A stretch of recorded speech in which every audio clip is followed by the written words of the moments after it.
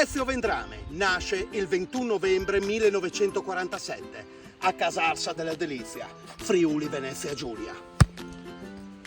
A 6 anni fu mandato e crebbe in un orfanotrofio e l'infanzia difficile lo segnerà per tutta la vita. Come calciatore fa l'intera trafila nelle giovanili dell'Udinese, per poi passare alla Spal, Torres e infine al Siena. A 24 anni debutta in Serie A con la maglia dell'Anerossi Vicenza. Diventa l'idolo della tifoseria per il suo gioco sbarazzino e fantasioso.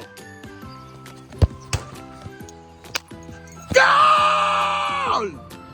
Capelli lunghi, atteggiamento scanzonato e dribbling ubriacante. È uno di quei giocatori che entusiasma gli spettatori, ma fa impazzire allenatori e dirigenti.